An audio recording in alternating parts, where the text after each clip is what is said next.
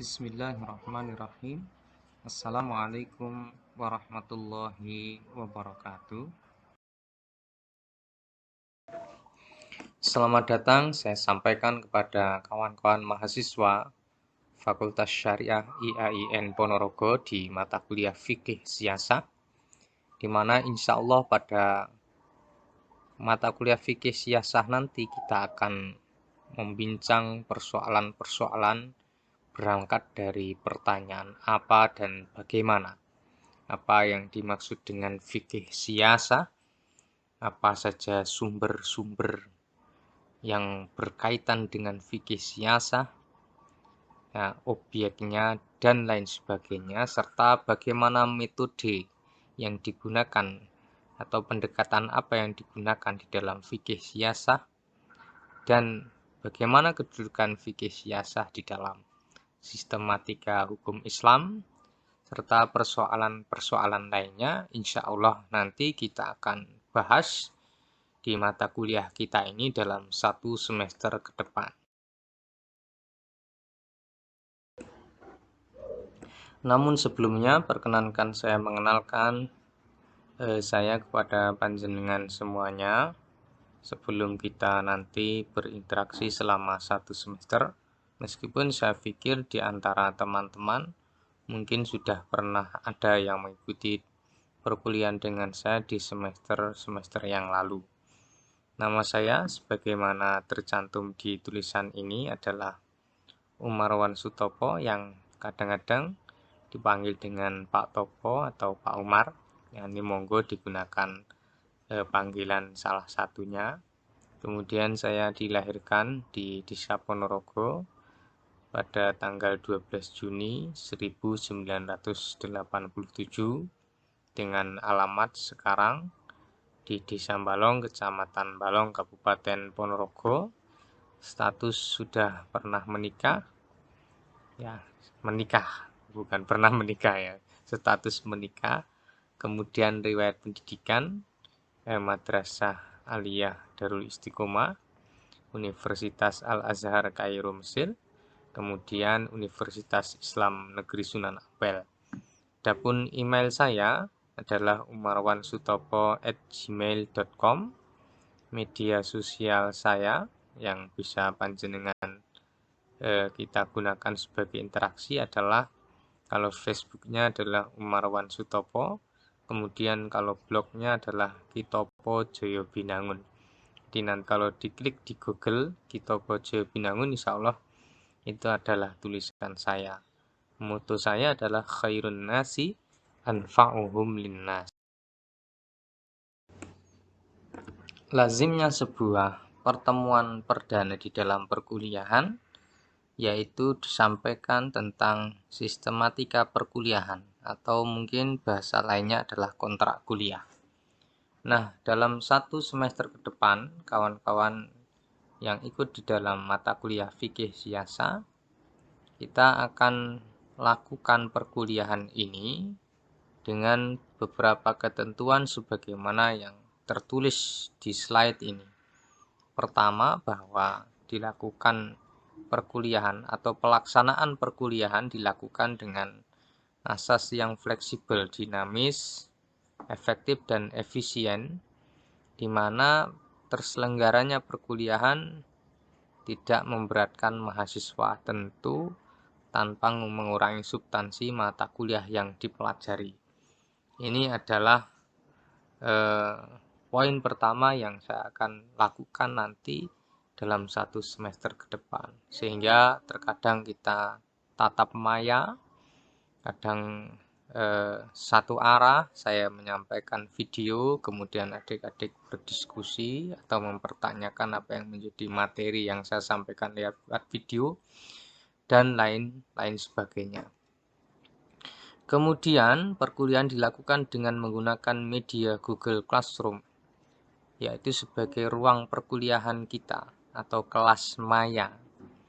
Adapun YouTube dan Google Meet sebagai pelengkap perangkat pembelajaran, dan WA Group sebagai penambah media komunikasi. Sehingga sebelum perkuliahan benar-benar berakhir yang ditandai dengan nilai akhir setelah ujian akhir semester saya sampaikan kepada kawan-kawan semuanya, tidak boleh ada satupun mahasiswa yang yaitu keluar dari grup WA, apalagi grup Google Classroom kita. Nah, adapun materi perkuliahan, ya, insya Allah nanti sebagaimana yang akan kalian lihat di slide selanjutnya. Apa yang akan kita pelajari materi di pertemuan kedua, ketiga, keempat, insya Allah tertulis di slide setelah ini. Kemudian poin keempat adalah aspek penilaian yang akan kawan-kawan dapatkan nanti yaitu KHS-nya. Pertama yaitu aspek kehadiran. Maksud dari hadir ini adalah keaktifan kawan-kawan di dalam mengerjakan tugas maupun ikut di dalam tatap maya. Yang kedua, tugas meresum, dalam kurung meresum. Maksudnya adalah ketika saya memberikan tugas kepada kawan-kawan, misalnya tugas meresum apa yang saya sampaikan, kemudian di-upload di Google Classroom. Nah, ini masuk dalam nilai tugas. Perbedaan poin A dan poin B, dalam poin A, keaktifan mengerjakan tugas itu tidak dilihat benar dan salahnya, tetapi ia mengerjakan atau tidak, sehingga dicatat hadir atau tidak. Adapun poin B itu dilihat dari sudut pandang apakah pekerjaannya itu betul atau salah. Nah, poin yang ketiga adalah hasil ujian, baik ujian akhir semester maupun tengah semester, sehingga nilai akhir nanti yang muncul di KHS panjenengan adalah akumulasi dari 3 hal yang tersebut di sini. Nah, kemudian poin kelima, kawan-kawan diberikan kesempatan untuk memberikan usul maupun kritik yang membangun, tentu dengan bahasa yang baik dan benar, sopan, beretika, di mana hal tersebut difungsikan atau bertujuan agar perkuliahan kita ini berjalan dengan baik. Maksud dari baik ya tidak terlepas daripada asas-asas yang disampaikan di poin pertama. Jadi misalnya, Pak, minggu depan kita enaknya Zoom atau Google Meet. Pak, minggu depan kita cukup seperti perkuliahan sebelumnya. Nah, itu boleh disampaikan di grup WA kita.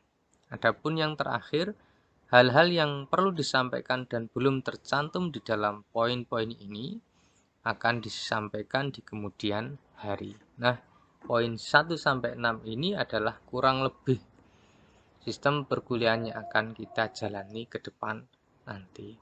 Terima kasih.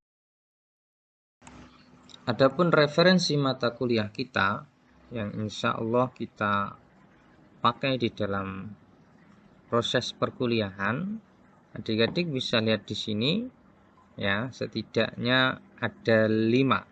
Tentu lebih banyak dari ini lebih bagus, tetapi sementara ini yang menjadi pegangan. Yang berbahasa Indonesia ada 3, yaitu karangan Dr. Muhammad Iqbal, kemudian Profesor H.A.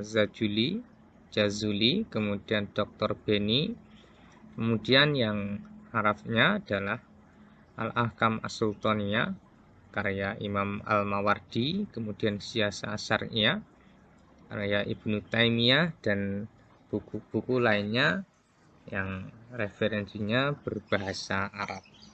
Nah, tentu ini bukan referensi yang dikhususkan, selain ini tidak boleh, maksudnya saya membebaskan adik-adik semuanya untuk membaca buku referensi sebanyak-banyaknya. Siapa tahu nanti apa yang saya sampaikan berbeda dengan hasil bacaan atau telaah dari panjenengan sami, sehingga bisa kita diskusikan, bisa kita sharingkan di dalam perkuliahan nanti. Tetapi untuk perkuliahan ini materi yang akan disampaikan kepada adik-adik nanti yang tidak jauh-jauh keluar dari beberapa judul buku yang saya sampaikan di slide ini. Adapun yang dimaksud dengan tema-tema perkuliahan yang akan kita bahas sebagai materi atau bahan materi perkuliahan kita nanti, yang pertama adalah tentang pertanyaan relasi agama dalam tanda kurung Islam dan negara, di mana sub-babnya diantaranya adalah tentang syumuliyatul Islam atau kesempurnaan Islam, kemudian relasi agama dan negara, kemudian yaitu pertanyaan atau jawaban dari pertanyaan apakah Islam itu sebuah agama atau sekaligus sebagai agama dan negara. Setelah itu baru kemudian kita masuk kepada pengantar studi fikih siasah, di mana nanti yang kita bahas terkait tentang syariah, fikih, hukum Islam, fikih siasah maupun siasah syariah. Termasuk juga di dalam pengantar perkuliahan di mata kuliah fikih siasah adalah penjelasan tentang kedudukan fikih siasah dalam sistem hukum Islam, ruang lingkup kajian fikih siasah, sumber kajian fikih siasah, kemudian pendekatan atau metode kajian fikih siasah. Setelah itu, sejarah perkembangan fikih siasah yang terbagi dalam 3 tahapan, baik klasik, pertengahan, dan modern. Kemudian juga akan dibahas tentang praktik kenegaraan dalam sejarah Islam, baik pada masa kenabian, masa Khulafa ar-Rasyidun, masa Bani Umayyah, kemudian Bani Abbasiyah atau Bani Abbas, kemudian Turki Utsmani. Jika memungkinkan, nanti kita akan menyelesaikan sampai di poin terakhir di dalam slide ini, yaitu kedudukan wanita atau posisi wanita dalam politik praktis. Nah, tentu ya, kita akan mempertimbangkan dengan situasi dan kondisi yang ada. Apakah semua tema-tema perkuliahan ini benar-benar mampu kita habiskan dalam 1 semester, atau mungkin hanya sebagian saja yang mungkin dapat kita cover atau kita jangkau.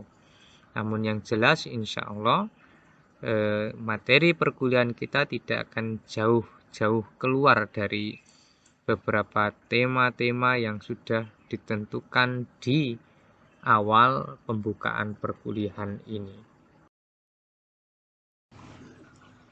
Demikian video singkat dan sederhana kaitannya dengan pembukaan perkuliahan untuk mata kuliah fikih siasah ini. Semoga ada manfaatnya, dan seandainya ada beberapa hal yang perlu dipertanyakan, silahkan adik-adik bertanya baik di forum grup WA atau lebih baiknya lagi, tepatnya lagi di Google Classroom kita, tepatnya di bawah materi ini terupload. Sekian dan terima kasih. Wassalamualaikum warahmatullahi wabarakatuh.